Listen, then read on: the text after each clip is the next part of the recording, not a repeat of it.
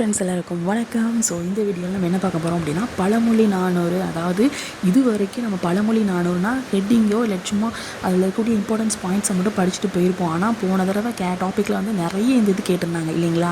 So அதாவது வந்து அந்த பழமொழி நானூறு கொடுத்துருப்பாங்க. பட் அதுக்கு ஒரு சில இது நமக்கு ஞாபகத்தில் இருக்காது, என்னென்னே தெரியாமல் இருந்திருப்போம் சில கொஸ்டின்ஸ்க்கு. ஸோ அதனால் இப்போ என்ன பண்ண போகிறோம் அப்படின்னா தங்கமுத்து சார் இருக்காங்களா, ஸோ அவங்க சொல்லியிருக்கிறாங்களா இந்த மாதிரி டெய்லி பழமொழி நானூறு வந்து படிங்க, கண்டிப்பாக முடிச்சிடலாம், 400 இதையும் முடிச்சிடலாம் அப்படின்னாங்களே. ஸோ அதில் வந்து இப்போ வந்து நம்ம டெய்லி 5 படிக்க போகிறோம். 5 படித்தா ஒரு 80 நாளோ இல்லை கூட கொஞ்ச நாள் ஆனால் கூட பரவாயில்ல, நம்ம வந்து 3 மாதத்துக்குள்ளேயே நம்ம முடிச்சிடலாம். ஓகேங்களா. ஸோ இப்போ வந்து ரொம்ப ஈஸியாக தான் இருக்கும், ஆனால் ஒரு சில விஷயங்கள் நமக்கு தெரியாமல் இருக்கும். ஸோ இதை தான் நம்ம ஸ்டார்ட் பண்ண போகிறோம். நான் ஈஸியாக இருக்கும், நல்லா சொல்லித்தரேன், நான் நல்லா கவனமாக கவனிச்சுக்கோங்க. ஓகேங்களா. ஸோ ஃபஸ்ட்டு வந்து பார்த்திங்கன்னா பழமொழி நானூறில் ஃபஸ்ட்டு இருக்கிறது என்னென்னா அருகனடி போற்றுவோம் அப்படின்னு சொல்லி கொடுத்துருக்காங்க. ஃபஸ்ட்டு எடுத்தோன்னா சாமியை கும்பிட்றத பற்றி சொல்லியிருக்காங்க. ஓகேங்களா. அருகனடி போற்றுவோம் அப்படின்னா என்னென்னா, இப்போ அருகன் அப்படிங்கிறது யாருன்னா சமண சமயம் இருக்குல்ல. ஸோ சமண சமயத்துடைய முதல் தீர்த்தங்கரர் யார் அப்படின்னா அந்த அருகன். ஓகேங்களா. அதாவது ஆதிநாதர், அதாவது ரிஷபநாதர் அப்படின்னு சொல்கிறாங்க. ஓகேங்களா. அருகனடி போற்றுவோம் அப்படின்னா என்னென்னா, அப்போ கேட்பாங்க அருகன் அப்படிங்கிறது யாரை மென்ஷன் பண்ணதுன்னு கேட்பாங்க. ரிஷபநாதர், ஆதிநாதர் இல்லது சமண சமயத்துடைய முதல் தீர்த்தங்கரர், கடைசி தீர்த்தங்கரா இல்லை முதல் தீர்த்தங்கரான்னு கேட்பாங்க. ஸோ அதில் என்னது முதல் தீர்த்தங்கரர், அதுவும் ஆதிநாதர், ரிஷபநாதர் அப்படின்னு சொல்கிறாங்க. ஓகேங்களா. ஸோ அந்த அருகப்பெருமான் என்ன பண்ணுறாரு அப்படின்னா ஆசைகளை அடக்கி, ஓகேங்களா, ஆசைகள் இருக்கும்ல, இச்சைகள், இது எல்லாத்தையும் அடக்கி மெஞ்ஞானத்தை உணர்ந்தவர் இல்லைங்களா. ஸோ அப்படிப்பட்ட அவரை நாம் என்ன பண்ணணும், அவருடைய அடிகளை நாம் வணங்குவோம் இல்லை போற்றுவோம் அப்படின்னு சொல்கிறாங்க. ஓகேங்களா. புரிஞ்சுச்சா. அருகனடி போற்றுவோம் அப்படின்னு சொல்கிறாங்க. அருகனடி போற்றுவோம்னா என்னது, அதாவது இச்சைகள் ஆசைகள் எல்லாத்தையும் அடக்கி மெஞ்ஞானத்தை உணர்ந்த அந்த அருகனை, அதாவது சமண சமயத்தின் முதல் தீர்த்தங்கராக இருக்கக்கூடிய ஆதிநாதர், ரிஷபநாதர், அவருடைய அடிகளை போற்றுவோம் சொல்லி ஆரம்பிக்கிறாங்க. அடுத்து பார்த்தீங்க அப்படின்னா பெரியதன் ஆவி பெரிது அப்படின்னு கேட்குறாங்க. ஓகேங்களா.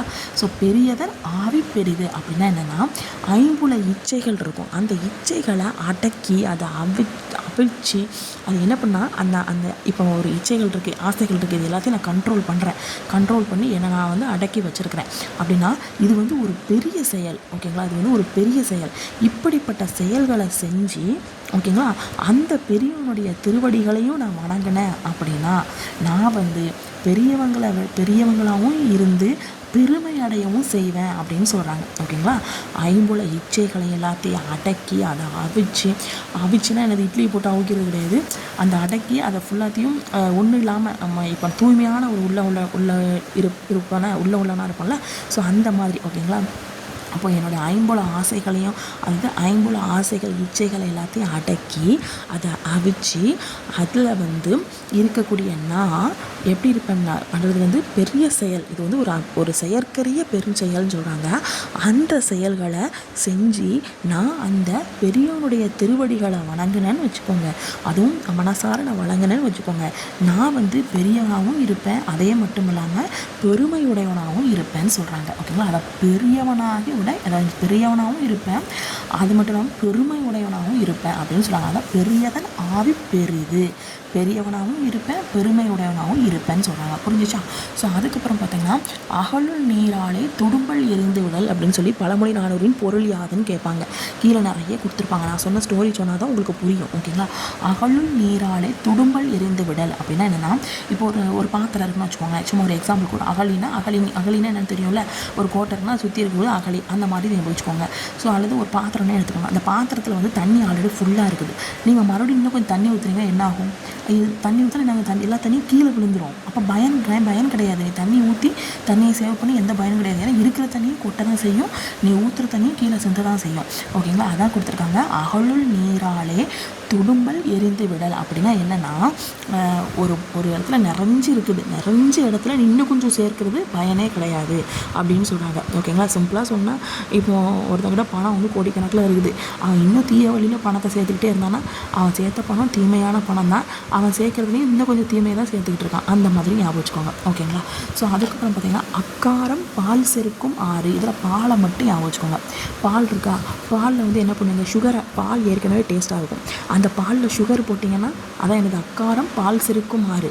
பால் இருக்குது, அந்த பாலில் சுகரை போட்டிங்கன்னா அது இன்னும் கொஞ்சம் டேஸ்ட்டு இன்க்ரீஸ் பண்ணும் இல்லையா, செம்மையாக இருக்கும் இல்லைங்களா. அதே மாதிரி தான் நீங்கள் நல்லவங்களாக இருக்கீங்க அப்படின்னா உங்கள்கிட்ட நீங்கள் இன்னும் கொஞ்சம் ஏதாவது தர்மங்கள் ஏதாச்சும் பண்ணீங்க அப்படின்னா, இப்போ நான் நல்லவனாக இருக்கேன், ரொம்ப நல்லவனாக இருக்கேன் ஓகேங்களா, யாருக்கு எந்த கெடுதலும் பண்ணாமல் நல்லவனாக இருக்கேன், நான் இன்னும் கொஞ்சம் தர்மங்கள் தான தர்மங்கள் எல்லாம் பண்ணேன்னா இன்னும் கொஞ்சம் என்னுடைய சிறப்பு வந்து கூடும். அதே மாதிரி தான் ஓகேங்களா. பாலில் சீனி சேர்க்க அது எவ்வளோ டேஸ்ட்டாக இருக்குமோ, சீனி சேர்த்துக்கிட்டே போனால் அது வேறு சுகர் வந்துடும். பட் பாலில் சுகர் அளவாக சேர்த்தோம் அப்படின்னா எவ்வளவு டேஸ்ட்டாக இருக்குமோ, அதே மாதிரி உங்களோட லைஃப்பில் நீங்கள் நல்லவங்களாக இருந்தாலும் சரி, அந்த நல்ல உள்ளத்தில் இன்னும் கொஞ்சம் தான தர்மங்கள் பண்ணிங்கன்னா இன்னும் கொஞ்சம் சிறப்பு கூடும் அப்படின்னு மாதிரி சொல்கிறாங்க. ஸோ அதுக்கப்புறம் பார்த்தீங்கன்னா அங்காடி மேயும் பழங்கன்று ஏறாதலும் உண்டு, இதுவும் கேட்பாங்க. ஸோ அங்காடி மேயும் எது கஷ்டமாக இருக்கோ அதை கேட்பாங்க. அங்காடி மேயும் பழங்கன்று ஏறாதலும் நன்று. அங்காடிங்கிற வார்த்தையும் ஞாபகம் வச்சுக்கோங்க. அங்காடினா என்னது, கடை, இந்த சந்தை அப்படின்னு வச்சுக்கோங்களேன். சந்தையில் மேயுது, என்னது மேயுது, கண்ணுக்குட்டி ஓகேங்களா. பழங்கன்றுனா என்னது, குட்டி, அந்த பழங்குட்டி கண்ணுக்குட்டி ஓகேங்களா. கண்ணுக்குட்டி போய்கிட்டு இருக்கு. அது ஒரு நாள் கண்டிப்பாக என்ன மாறும், காளையாக மாறும் ஓகேங்களா. கண்ணுக்குட்டி வந்து சும்மா சின்ன பிள்ளை மாதிரி அங்கிட்டு ஆடிட்டு ஓடிக்கிட்டு கிடக்குது, அதனால் என்ன யூஸும் கிடையாது. இதே அது பெரிய காளையாக வந்துச்சுன்னா அதுக்குன்னு ஒரு மதிப்பு இருக்குல்ல. அதே மாதிரி தான் இன்றைக்கி யாராவது ஒருத்தவங்க எளிமையாக இருப்பாங்க, நாளைக்கு அவங்கள விட பெரியவளாக வருவாங்க. ஸோ அதனால் நீங்கள் அந்த எளிமையாகவே இருக்காதீங்க, இன்னும் கொஞ்சம் உயர்ந்து நாளைக்கு வந்து இன்னும் கொஞ்சம் உயர்வடைங்க ஓகேங்களா. இப்போ கடைசி வரைக்கும் ஆஸ்பிரண்ட்டாகவே இருக்காதீங்க, அடுத்து டிஎன்பிஎஸ்சியில் படித்து ஜாப் வாங்குங்க. ஸோ முயற்சி செய்கிறது உன் கையில் தான் இருக்குது. ஸோ அங்காடியில் செய்கிற கண்ணுக்குட்டி மாதிரி இருக்காதீங்க, ஒரு நாள் காளையாக கண்டிப்பாக வருவீங்க அப்படிங்கிற மாதிரி சொல்கிறாங்க ஓகேங்களா. ஸோ இதுதான் பழமொழி நாடரில் இருக்கக்கூடிய அந்த 5 இது ஓகேங்களா. இனிமேல் தினம் 5 நம்ம படிக்க போகிறோம்.